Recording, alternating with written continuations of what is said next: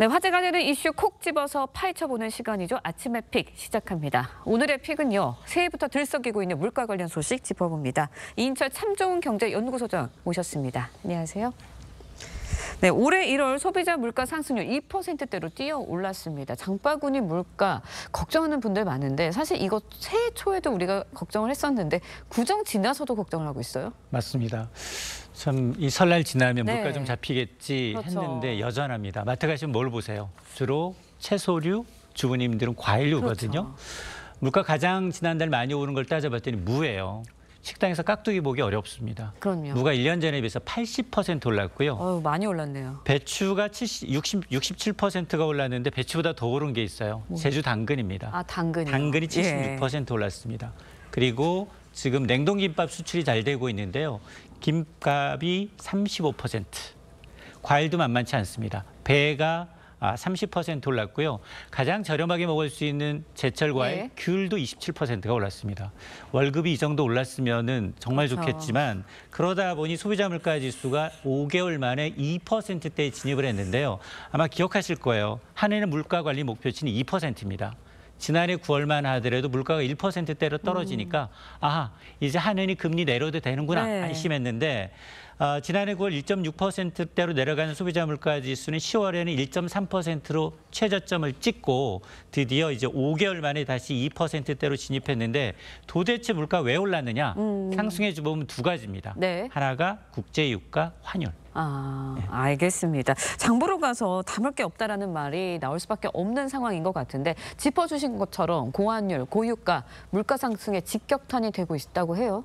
아마 주유소 가시면 깜짝 놀라실 거예요. 네. 서울의 평균 휘발유 가격이 1,800원, 리터당 가격이 올랐습니다. 네. 전국적으로도 1,700원 웃돌고 있는데요. 이러다 보니까 유류세 인하를 체감하기 어렵다라는 분들이 있는데 시중 이제 휘발유 가격은 16주 연속 오르고 있는데 1월 석유류 물가는 1년 전에 비해서 7.3%가 뛰었습니다. 이게 지난해 7월 이후 가장 큰 폭의 상승세고요. 그러다 보니까 전체 물가를 석유류가 0.3%포인트나 끌어올려서 견인하고 있는데 네. 실제로 이제 환율도 좀 불안한데요. 환율 1,300원대 본 지가 좀 오래됐어요. 그렇죠. 지난해 10월이었습니다. 4개월 연속 환율이 오르다 보니까 지금은 1,450원대거든요.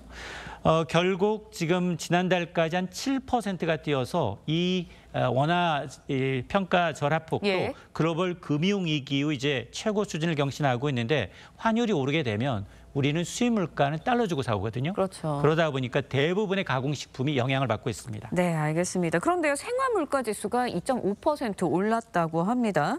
물가 상승률보다 높게 오른 거예요. 이게 어떤 의미를 갖고 있는 거예요? 그러니까 전체 소비자 물가 지수는 450여 개 품목을 따집니다. 예. 그게 이제 2.2% 평균이 낮아졌지만 근데 소비자들은 쓸 수 있는 자주 구매하는 품목이 다릅니다. 그렇죠. 그게 144개 개. 품목을 네. 생필품으로 이제 추려서 해보니 이게 1년 전에 비해서 2.5%가 뛰었다라는 겁니다.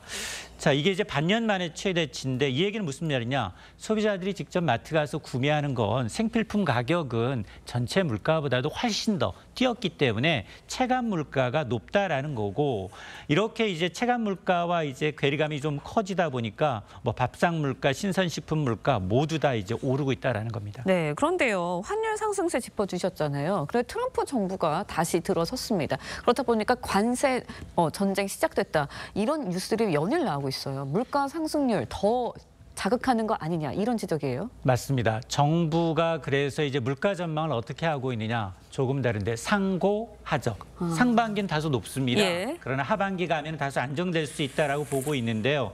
정부의 올해 물가 상승률 전망치는 1.8%입니다. 네. 그러니까 한은의 목표 관리치 2% 아래로 내다보고 있는데 근데 연초부터 불안하잖아요. 네, 그렇죠. 고환율 계속해서 이어지고 있고요. 국제유가 계속해서 오르고 있다 보니까 이런 변수가 이어지다 보면 자칫 정부의 목표치를 벗어날 수도 있다라는 우려가 나오고 있는데 여기다 이제 트럼프발 관세 전쟁이 본격화되고 예. 있죠. 또 국내도 지금 경기가 워낙 안 좋다 보니까 추경 얘기 나오고 있습니다. 그렇죠. 시장에 돈을 더 풀겠다라는 건 물가 상승 요인입니다. 자, 그러다 보니까 이제 한은이 이제 물가 목표치 이미 1월이 2%를 벗어났기 때문에 이러다 보니까 정부의 전망치가 지나치게 낙관적인 게 아니냐. 과연 하반기에 가서 물가가 정말 뚝 떨어질까? 국제유가나 환율이 변수입니다. 그렇죠. 알겠습니다. 좀 지켜봐야 할 것 같고요. 일간에서는 이러다 보니까 경기는 둔화하고 있는데 물가만 오르는 스태그플레이션 이어지는 거 아니냐 이런 우려가 제기되고 있어요. 맞습니다. 스태그플레이션이 사실은 경제학자들은 호환 마마보다 무섭다라고 그렇죠. 합니다. 왜냐하면 경기 침체와 물가 상승이 동시에 나타납니다. 그러면 정부가 쓸 수 있는 정책이 한계가 있어요. 야, 돈 풀어서 경기를 부양하려고 보니까 물가가 오르고 그렇다고 물가를 잡기 위해서 금리를 올려버리면 경기가 죽습니다. 자, 그러다 보니까 고유가, 고환율을 탈피할 만한 카드, 정부가 쓸 수 있는 카드가 마땅히 없다라는 겁니다. 근데 우리 지난해 4분기 성장 간신히 0.1% 플러스 성장했거든요. 예. 그래서 경기 침체라는 건 2분기 연속 마이너스 성장이고 그런데 물가는 이미 한은의 관리치를 높여섰는데 이게 환율을 방어하려다 보니까 지금 외환국간이 비고 있어요. 4년 7개월 만에 외환 보유고가 가장 최저 수준까지 떨어졌죠. 아직 미국발 관세 전쟁은 초입 단계입니다. 그렇죠. 자, 그러다 보니까 우리가 지금 내수, 소매 판매는 지금 이제 카드 사태 이후 21년 만에 최장기 내수 침체를 보이고 있기 때문에 내수 침체 가운데 물가가 오르는 이른바 스태그플레이션 우려가 커지고 있는 겁니다. 네, 아무튼 물가 관련 이야기만 하면 너무 답답해지는 것 같은데 확실한 경제 정책이 좀 나왔으면 하는 바람입니다. 이인철 참좋은경제연구소장님과 함께 오늘 말씀 들어봤습니다. 여기까지 듣겠습니다. 고맙습니다.